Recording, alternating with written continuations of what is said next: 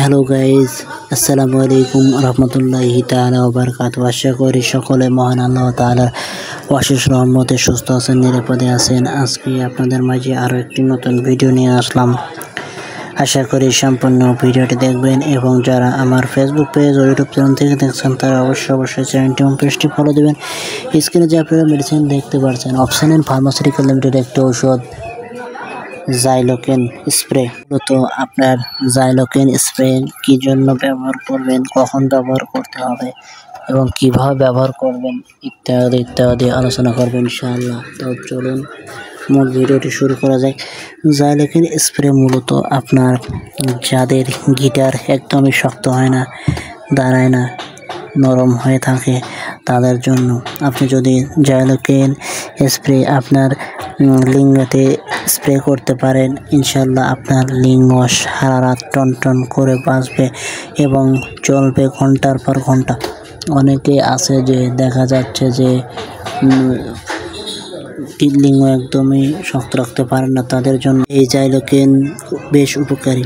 এটি আপনি যখন সহবাস করবেন আপনার স্ত্রীর সঙ্গে, ঠিক তখনই যদি আপনি এই জাইলোকেন স্প্রেটি লিঙ্গের উপরে স্প্রে করতে পারেন, ইনশাল্লাহ আপনার লিঙ্গ সারা রাত টন করবে এবং বাজবে একটানা। আপনার বৌদিও আপনার কাছে মাপ চাবে এবং বলবে আর পারছি না। শুধুমাত্র এটি আপনি যদি লিঙ্গের উপর সঠিকভাবে স্প্রে করতে পারেন তাহলে ইনশাল্লাহ আপনার লিঙ্গ সারা রাত টন করবে।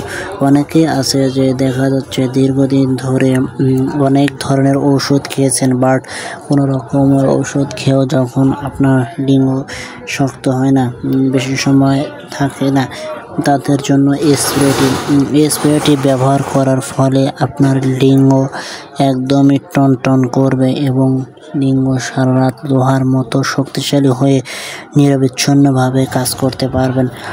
এবার আসি ব্যবহার বিধি ও পার্শ্ব প্রতিক্রিয়া। জাইলোকেন শুধুমাত্র আপনার লিঙ্গ স্ট্রং যখন হবে ঠিক সেই সময়ে আপনি এইটি স্প্রে করবেন আলতোভাবে এবং ব্যবহার করার সাথে সামনের দিকে ওই জায়গাতে যেন না প্রবেশ করে সেদিকে খেয়াল রাখতে হবে। এবং আপনি এটি যখন ব্যবহার করবেন তখন অবশ্যই ডাক্তারের পরামর্শক্রমে, ডাক্তার আপনাকে যেভাবে বলবে ঠিক সেইভাবে আপনি ব্যবহার করবেন এবং ব্যবহার বিধি না জানলে অবশ্যই ডাক্তারের পরামর্শক্রমে ব্যবহার করবেন। তো বন্ধুরা, আজকের ভিডিও এ পর্যন্তই।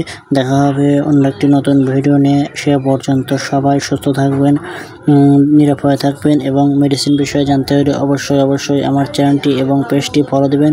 সবাইকে আসসালামু আলাইকুম রহমতুল্লাহি তাআলা ওয়া বারাকাতুহু।